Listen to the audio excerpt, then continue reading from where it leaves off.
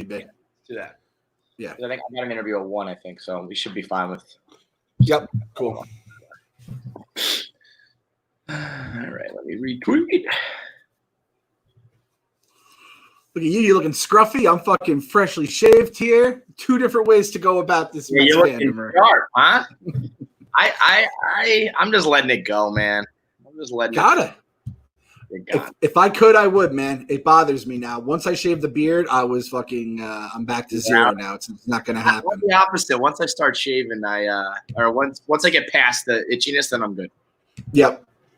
All right, fuck it. Let's go. We gotta believe episode 50 something. Did I mush it, Clem? Did I mush it?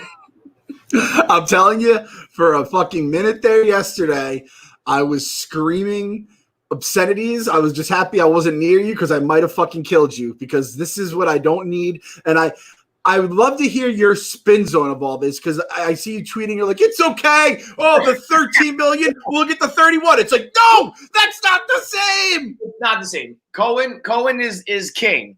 I'm just saying, if there's anybody who outbids Steve Cohen, then they become a major player as well. Of course, but it's like this. Did you see what this guy looks like? So what's his name? Sheldon Adelson. Once I saw that, I was like, oh, this dude, he looks like he's about to, like, his skin's about to fall off the bones. He looks disgusting. He's about to die. He'll probably help these guys buy it, then die, and then they get to run the show, and they're these fucking Philly losers. But 31 billion, it's a big fucking number. Now, then I heard that this dude is a Vegas cat, and that these guys are desperate to move a baseball team to Vegas. If that's the case, then I'm not worried at all. I mean, no, they're not moving the Mets to Vegas. They're not doing that. Yeah, no, not going to happen. If that's what his intentions are, baseball won't. That's not going to happen. So he's not going to want to, or he's going to try, and baseball will stop it. You know, it's not going to happen. So if that's the case, then I'm back on to Cohen. Now, you're kind of selling me on this. So say something happens where Cohen just won't get the team. Is it really that bad if we get an owner that moves the team to Vegas, and then we kind of can hit the eject button whenever we want? Like if he dies, if they move, I'm out. We've been like, this podcast has been a very like split of us like loving our team and like living and dying with them, and being like, I can't wait to get off this fucking roller coaster ride. Yeah. It's not the worst thing in the world, if we're being honest here. Right. So like I either get Steve Cohen and we're good, or someone else comes in and does some crazy shit and sets me free. That I'm okay with. I mean, what sucks is Steve Cohen is so perfect that in a way he's kind of ruining this process, because unless he just does it, otherwise we're going to be left with a feeling of like, oh, well, what could have been? When a year ago we would have said literally anybody, if the Wilpons sell, we're happy. We got greedy. We got extra with this dude who's absolutely perfect as far as attitude, location, bankroll, the whole nine. And all of a sudden we're getting picky. The reality is the Wilpons are gone. That's a fact, and that's all that really should matter the most. And so this is the thing too. So I don't know where we stand now, but it sounds like everyone. So New York Post is the one who broke this story about him being the mystery bidder, which again, love mysteries, love mystery teams. Oh yeah. What do you think about the mystery flavor with the Airheads? Like Airheads, Dum Dums, all that kind of stuff. I dig it. Didn't we confirm what the Airhead was? I thought I was reading online that I don't know if it's always been the case, but I think the Airhead sometimes it's just whatever they have left in like the flavors or just throw into it. Yeah. I love grab bags. Remember like trading cards, you could do a grab bag, $10. Thinking that all Skittles are the same. That was large. Oh, that's don't you dare. I wrote a whole fucking hit piece on the man about him thinking. And then Jeff D. Lowe. Fruit Loops are. But Skittles are not. The thing is, like, they changed one color, the flavor of one color from lime to green apple, and it completely threw off the entire chemistry of the bag. It's fucking terrible. I just throw out the green apples. I used to I like throwing like 3 or 4 Skittles in my mouth at the same time. Yeah. You can't do that. You can't do the fruit salad anymore because that green apple just hits you like a Pete Alonso fucking hit to the face. So, yes. So, how the fuck where was I going with this? I don't know. I don't know either. I totally interrupted you with the Skittles thing. Yeah, no. This is where our brain mystery bitter. Oh, mystery bitter. Yes, mystery bitter. So that New York Post. So this is the thing. We're in the fucking streets right now. This is a chaotic time. Chaos is a ladder. I don't know what's going on. Mystery bitters, you tell me. And that, like, this is how baseball works. Mystery teams sometimes do come out of nowhere, land the guy. Scott Boras isn't involved with the sale, luckily, so we don't have to worry about him getting involved with this. But the mystery bitter, the Post runs with it, and I know we have distanced ourselves officially from Laura Goldman, who's getting cocky on Twitter now. She's calling herself the queen. Calling herself the queen and shit. It's like, all right, relax, Laura Goldman. Charles Gasparino is kind of my new guy now. He's the Fox Business News guy who's kind of been on this. I feel a lot better following him than I do her. I don't know what kind of Fox Business News, how they get involved in the world. I feel like they probably have not great either. Yeah, exactly. But this is where we are. Steve Cohen is like our savior, and he's also the dude that like had the SEC come over the top of him for insider trading, which is all alleged, and he was not found guilty and all that shit. He'd settled, but he's like the good guy in all this. So I don't give a fuck. Just give me a baseball team that wins, competes, pays for free agents, takes care of their fans, all that kind of shit. But I do find it kind of interesting that we can't even trust what the Post says. But I also think it's kind of good too, because I said this in a blog, between the rumors of another bidder who was not Steve Cohen, and then Jacob DeGrom has his back barking. It kind of felt like we're in mid-season form right now. We're tasting our own blood. We're fucking about to jump. There's not even a season going on. It's a fake season when it does start, and we're already like, oh my God, the sky's falling. The Chicken Little Mets fans are out, myself included. So it felt kind of good to be back. If Jacob DeGrom's back is even slightly serious, I say shut him down. Yeah.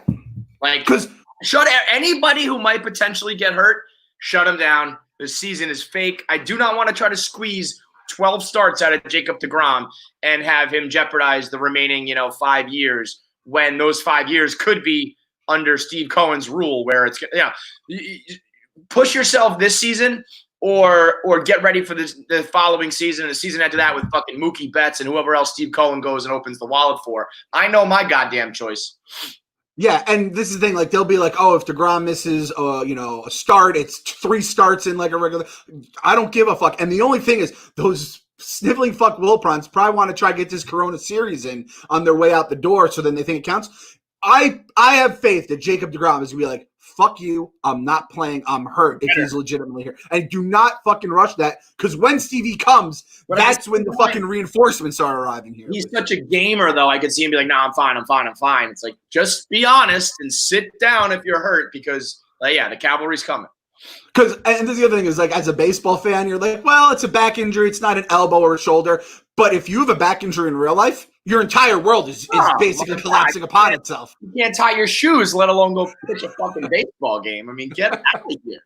And then you're tweaking shit. I mean, Pedro had a toe injury, and it, like, ruined him. You have a back injury, you're going to start throwing different, and then, I mean, I want to talk about it with our beloved Jacob here. So I guess we dodged a bullet that it wasn't bad, but I almost would rather it be, like, shut down or he's healthy. No in between. They said no. It was also very Metsy. No concerns was, like, the language. Oh, shit. I don't have concerns, motherfucker. He was in an MRI tube. That's a concern. There's a concern where you're in an MRI tube. When I go in an MRI, if I go in an MRI tube, my family's not there. Like, everything's good. I'm in a fucking MRI tube. I can't move because they're taking radiology, whatever fucking the word is, images. How you like live in an MRI tube, didn't you? I feel like you're fucking great. You're hearing that noise for like 30 minutes. Yeah, no, it's not great, Jake. Don't tell me there's no concerns, guys. There's fucking concerns. I hope Steve Cohen is on the phone going, hey, I'm about to buy you in a minute, so sit down. Can he do? He can do that, right? Like, he's a 10% owner or whatever it is. Like, call him up. Yeah. As a minority owner, he probably has more of a say of what goes on already. I mean, the good news is he started at 2. We know that he went as high as 2.6. The other bid was 1.7. Somebody's going to come up with like 2, and he's got to be willing to go up to like 2.2 or 2.4. I feel like Steve Cohen can't get outbid here. And we've been very much like, oh, it's going to be great if he goes any less than 2.6, and it's a discount, it's coronavirus, it's all this kind of shit. But I also think Steve, when he sees the finish line, will want to do it. Plus, that 5-year Wilpon shit is officially off the table now, right? So that's worth almost, if he pays 2.6 again, but he doesn't have to deal with the Wilpons, he'll deal with the coronavirus and the books being a goddamn mess on Major League Baseball side as they try to kill the sport, labor strip, all that shit. Anyway, if he paid 2.6 last time, coronavirus still would have hit. The books would still be a nightmare, and they would have the 5-year rule. Now he has to deal with the same other shit, but he doesn't have to deal with the 5 years. And that better be – I hope that's like in stone, because I can see the Wilpons just being like, actually, I changed my mind. We're doing that again, you fucking weasels. So I want to get a live camera reaction of all these other ownership groups, because the first bids were done. Now they can look at the books. I want to see their reaction to the fucking books. It's going to be like when they open the briefcase in Pulp Fiction, except the complete opposite. They'll be like, what the fuck? Like I said, it's like Indiana Jones. It's going to be crazy terribleness. This whole Sheldon thing, can we all just agree that Jeff Wilpon probably just Googled rich person, saw like the crustiest, oldest looking motherfucker, and was like floated to the New York Post like, this guy's a mystery bidder. Sheldon Aldelson, fucking $31 billion. Oldest, richest man who can like be persuaded. Let's find him and let's get him in the. What did these fucking guys care? You're selling the team. You're gone. You're done. It doesn't. It's like trying to break up with someone and you pick their next. Yeah, exactly. You can't do that. You just go and then let the chips fall where they may. That's just how it fucking works. And that's what we've been hearing too. I think after we recorded, the Daily News had an article about the Post's shit. The Post is getting fact checked a lot these days, it seems. Which I guess when we're relying on the New York Post, that kind of goes with the territory. Like they were like, they're like, you forget, like Jeff Wilpon's gonna fuck this up. Jeff Wilpon. They're like, Fred Wilpon and Saul Katz are like, I want as much money as possible. I don't give a fuck about A-Rod. And A-Rod's here. Now A-Rod's trying to get Brian Urlacher in the mix. I know. What is that? What is that? Explain that to me. I barely saw that. So the rumors are that they went around to these, a lot of these guys are always looking to get a piece of a sports team, I guess. And it was Kelsey, DeMarco Murray, Brian Urlacher, Bradley Beal was like an NBA player. Plumlee, Mason fucking Plumlee was in the deal. Okay. You give me these names: Kelsey, Urlacher, DeMarco Murray, Joe Thomas, Bradley Beal.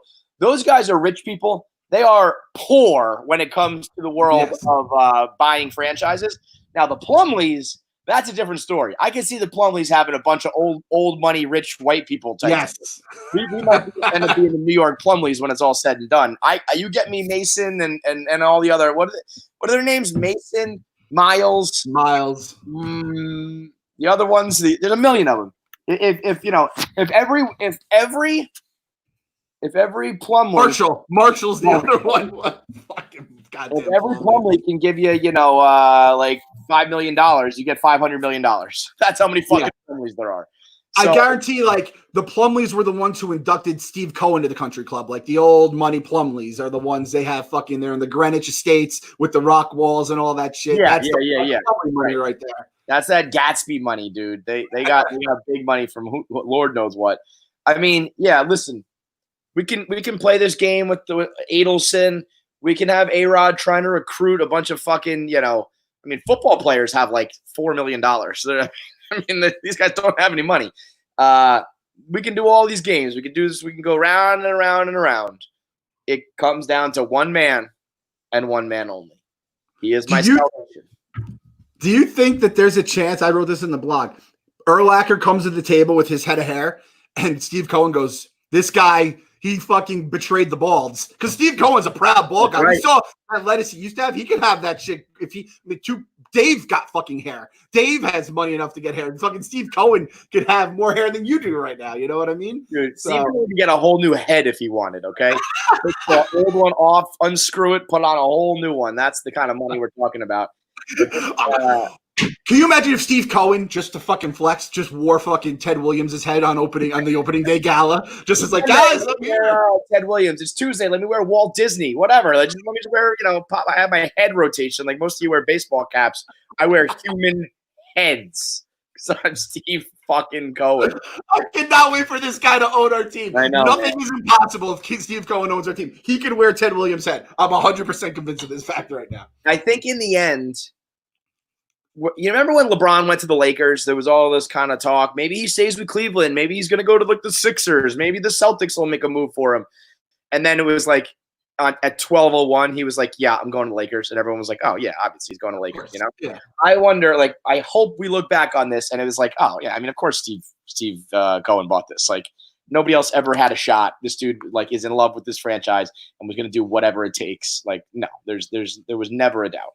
I hope. Yeah, the only thing that does concern me is the whole thing about the 2025 redevelopment where they had all that, like, was it 25 acres or 23 acres around the stadium? Mm-hmm. And if they want to put a casino there, like, casino money, as we know, is real fucking deal and money. Well, that's where Adelson comes in. He's the casino guy, but like, it sounds like he said he doesn't want it. I don't imagine business people are the most forthright and truthful people, but at the same point, like, I feel like they'd be like, yeah, sure, like, whatever, no comment, right?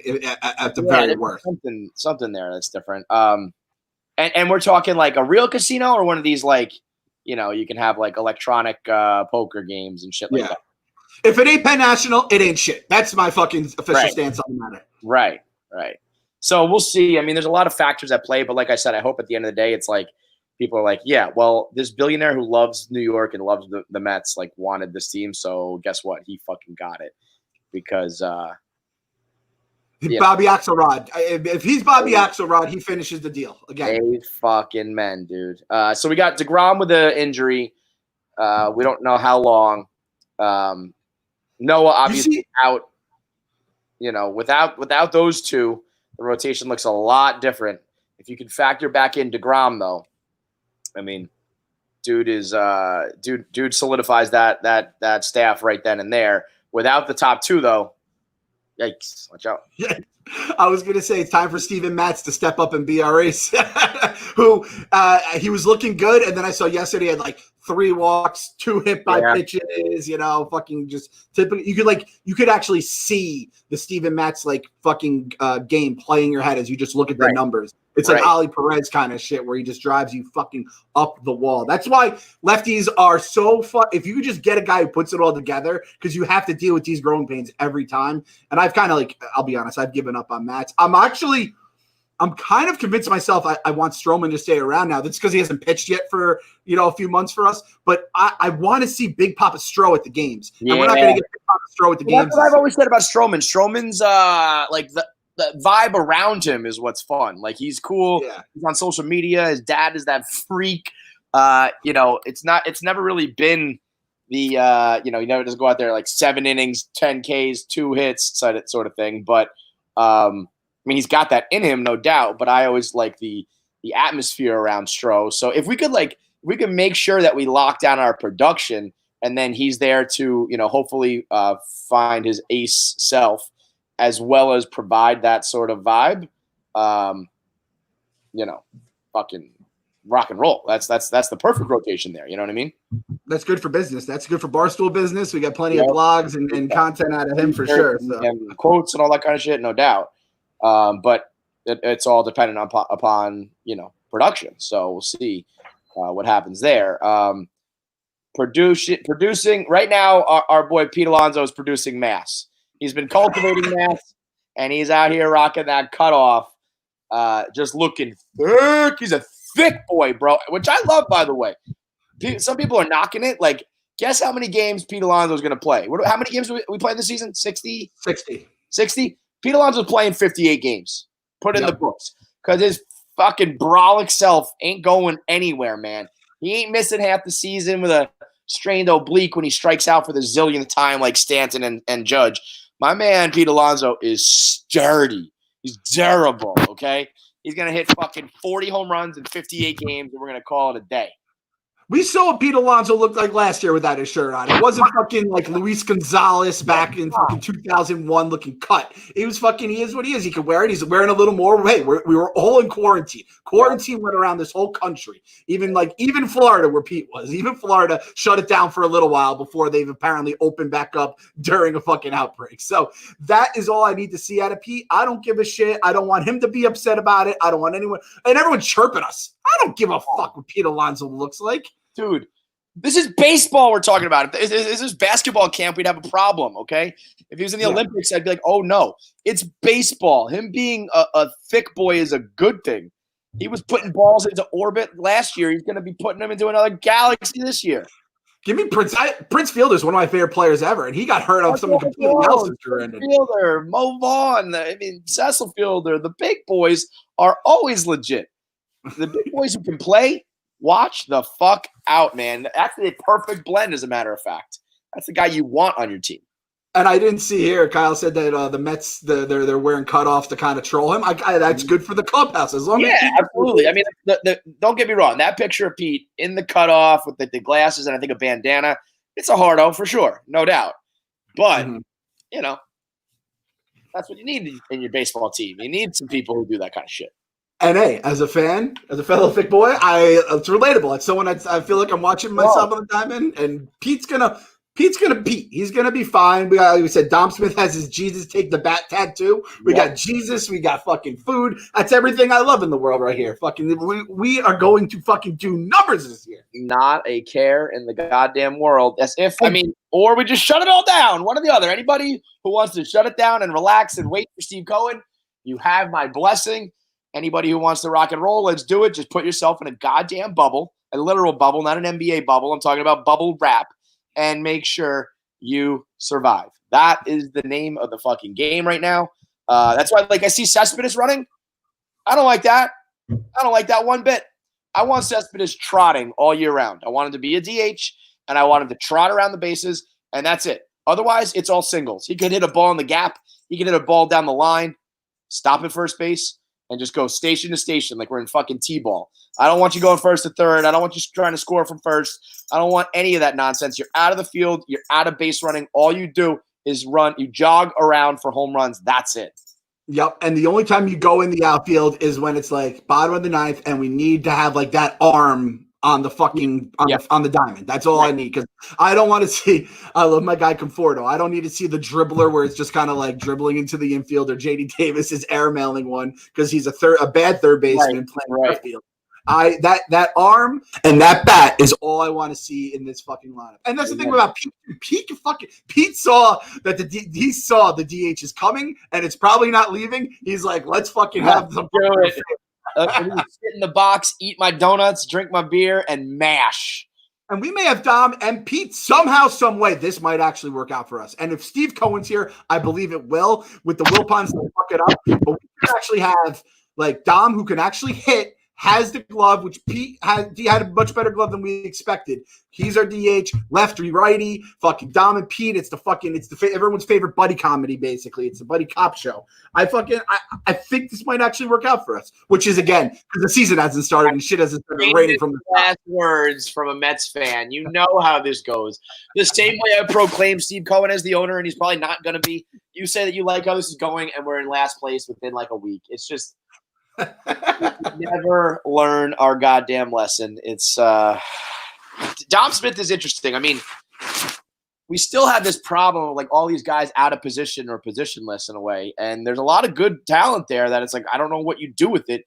DH helps a little bit, but for the most part, JD mixed with Dom is where do we put him? And McNeil is all over the map, and it's not easy.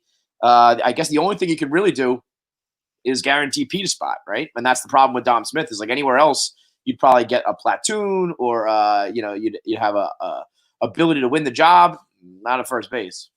Yeah. And luckily though, our Cano, God knows if he's going to ever stay in the lineup. I think he's back at camp, but whatever's happening with him, the guy who was supposed to be the utility man, Jed Lowry, dead human with a full robotic leg. And then we have Jeff McNeil. Jeff McNeil should be such a cheat code at second base for us for the next 10 years. And instead we've been playing third. However, he's fucking hitting for power right now, which is the one part about him being at third I didn't love, is I love having a little more power out of my hot corner. Yeah. He's fucking hitting balls right now. Now listen, I mean, I just don't put stock into anything that happens right now, but better to do it than not do it, right? I mean, yeah. Better sign, better omen than the opposite. So I'll take that. And This is the thing, though. So we get the fucking, Jeff McNeil. You hear the fucking sound of the ball coming off his bat. Even it's like, holy shit. But then I knew this was gonna come. I fucking knew it. The Jared Kelenic videos are starting to come back. I knew it was gonna happen. The second one I wasn't too impressed with, even though I know he had 2 home runs in that game. But the second home run was like whatever. The first ball he hit, that made a sound that I've never even heard Mike Trout make. That was like this. It was like this echoing whip crack noise that was just absolutely unbelievable. That could have been ours, and instead we've got the corpse of Robinson Cano and whatever the fuck Diaz tries to do here. And the worst Kelenic highlights are going to happen after Diaz does something, whether it's blow a save. Sure. I know Kelenic's going to somehow make the majors this year for the goddamn Mariners in this weird corona, and then he's going to do work, and Diaz is going to do Diaz shit, and Cano probably won't even fucking play. They'll just Cano's going to do whatever it takes, where he's going to keep earning that money but not contribute. Because if he just retired, it would be a good thing for us. Right? He's going to keep on milking as he should. I mean, I can't blame him. But goddamn, it is tough. It would be hard to watch Jared Kelenic no matter what we got in return, even if we got our own stud back, because Jared Kelenic's starting to look more and more like a fucking generational talent if you go by some of the minor scouts. So it would be tough no matter what. It's really tough when he's not fucking playing at all. Exactly. And that one video where the guy goes, "Oh my God." Yeah. That was every Mets fan at the same point. And our boy, the Rocket, he's becoming a Jared Kelenic guy, and it's tough too because I don't know where he knows exactly why he's doing that. It's because of the bets thing, right? Is that legitimately? It's because of the bets thing. Now, this is the thing though. I would love Jared Kelenic if it was any other team. So I don't know. Me and Rocket. We were staring each other down the barrel, and we almost had a Mets Twitter versus Red Sox Twitter. And my next move was to at you and to get you on the fucking case. And that's when that was the nuclear. I was hitting the button at that point. I hear you.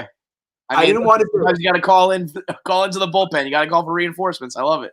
2010 KFC was going to be coming out. You're going to throw on the blogger. We throw the Darth Vader hat on, and then you're fucking ready to rock. So we have nothing but love. And the Mets Sox 8-pack is one of the most purest things in baseball. We have them on our side. We have both Sox on our side. We have the Sons of Uribe with the White Sox. We're all a bunch of scumbag motherfuckers. The Red Sox are living in the fucking luxury right now. Right. But we're kind of just doing our thing. I didn't appreciate the Jared Kelenic stuff. I hope it stops. Everyone, listen. I'm calling for a ceasefire on the Mookie Betts stuff. We don't need to be getting on the Red Sox fans. Let's not Dodgers fans, whatever. We don't need to fucking make enemies with Red Sox fans. Exactly. Don't even make We're signing Mookie Betts. We're definitely signing Mookie Betts. Mookie Betts is coming. And you know what? I think that would be good. I think it would be good to have a mega star like that. So maybe a couple other guys fall in line. Guy like Noah Syndergaard doesn't walk around like he's the cock of the walk anymore.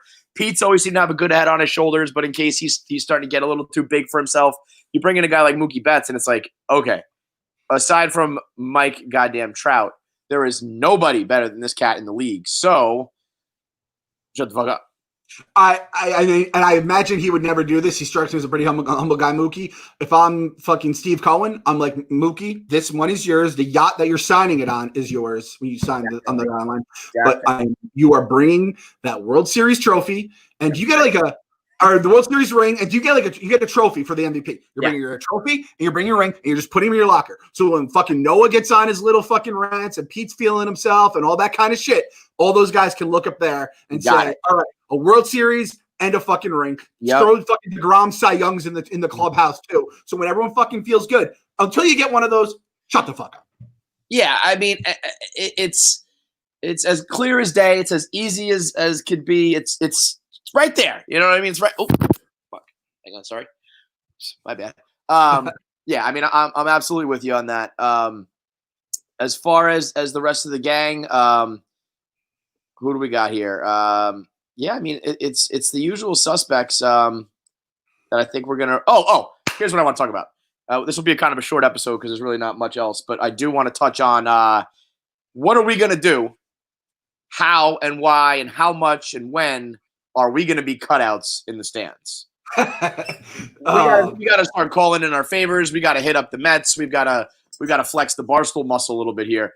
We need pictures, frat head cutouts of me, you, Frank the Tank, and Stu Feiner right down in center at Citi Field. I want like the front four in the front row. You got to get the Fire Wilpon shirt somewhere on there too. Oh, That's going to be the hard part. Need the Fire Wilpon shirt. Under new management, they theoretically might not care, right? Right? I mean, once that bid's been accepted, I think you kind of lose the right to really veto shit. And like at that point, Fred's just gonna probably send Jeff to South Africa for another fucking safari. Just be like, get out of my hair, you goddamn weasel fuck. So we got to get the Fire Wilpon shirts on there somehow. Tank can do whatever. Just seeing Frank the Tank in the fucking cardboard stands, cardboard Tank would be incredible. So. I mean, we'll see. Kevin freezing with this face is one of the funniest things ever. I'm just gonna. There we go. Yeah, frozen, weird face. You were frozen with. I'll send it to you. It's hilarious. What were we saying? So we'll kind of discuss what we're gonna do. So fucking opening day is for the whole for the entire year is a week away. Which right, allegedly a week away. When the closing day could be in October, could be the week after. We'll see how all that goes. Right. I think we're gonna the plan for the season before all this Corona shit happened was we were gonna try to get on occasionally, do some late night periscopes after a game, little like post game recaps. Yeah, nothing crazy, like 5-10 minutes or whatever, just kind of whatever happened in the game. Obviously, it's a lot easier now that everyone's stuck at home. It's a lot easier now that there's only 60 games to do it. So we're going to try to do that once the season starts, kind of maybe throw it into podcast form the next day. Kyle says he can turn it around. We'll see how it all goes. It's not going to be every game. Going to be probably obviously the big ones. Again, see how long it goes. Big games, whenever we're available, whatever. I don't want to sign us up where we have to be online every night from 7 to 11, but and when we can and when there's a few of us home, we will make sure we do a little live stream during and after the games. Yeah, exactly. So, and then obviously emergency episodes. There's a lot of shit going on. Hopefully, this just Steve Cohen mess ends soon because it's like I can't take this right now. Like every other baseball fan, I'm sure a lot of baseball fans are like, you know what? It's a year. My heart's not going to get up and down. This is almost. Like this Steve Cohen stuff has done more to my I know, I'm not even worried about the season. People are worried about the baseball season. I'm worried about the off season. I'm worried about what happens here with my boy Cohen. That reigns far supreme over anything that can happen on the field. In the words of our Pope, number one, if you get into the season, God bless you. But this is it's not for me. We're not, and we talk about it all the time. Like we'll talk shit about if the Mets win the World Series, and it would feel very Metsy for them to win the series. Yeah. No one is going to acknowledge this. 20 years down the road, maybe. What? Not to the Mets. If the Yankees win it, everyone will be like, yeah, the Yankees are champions again. If the Mets win it, everyone says it's a fucking fake one, and we lose, so it doesn't matter. It's a lose-lose scenario either way. Steve Cohen is the win-win and then win for 10 fucking years in a row because he's just pumping money into the goddamn team. I'm not even this whole thing about him getting approval, I honestly don't think it's going to be a big deal. No. And obviously different people can say different things. I just feel like formality, I feel. Yeah, it's like, they don't want him bidding up the free agents because they like his personality. It's like they want money right now. They almost killed their season because of money. And yeah, I mean that's just fucking naive and stupid. Open your eyes, people. These are billionaires trying to buy billionaire toys. Okay. Exactly. So I mean, we'll see what happens here along the way. Hopefully, Uncle Stevie comes through. Hopefully, we stay healthy for the next week before this goddamn season allegedly starts. That was the other thing too. There's one fucking day game. I know. Next week. That is such a goddamn joke. And it's us. We're the day game. Day game dogs, at least. I mean, I'll take that. But, yeah, it is disheartening when it's like day baseball is one of the staples of the game. And I get it. I understand the ratings and the prime time and all that. But, man, does it suck. Yeah, just for at least give me opening day and give me one day game a week because the NBA is going to just crush when it's just. And the NHL is doing this. You can watch from noon till midnight. It's crazy. So shut up, baseball. You're the best. Whatever. Baseball, just try one time to get out of your own goddamn way, please. And in the meantime, we'll be here with only one option. You gotta believe. Gotta believe.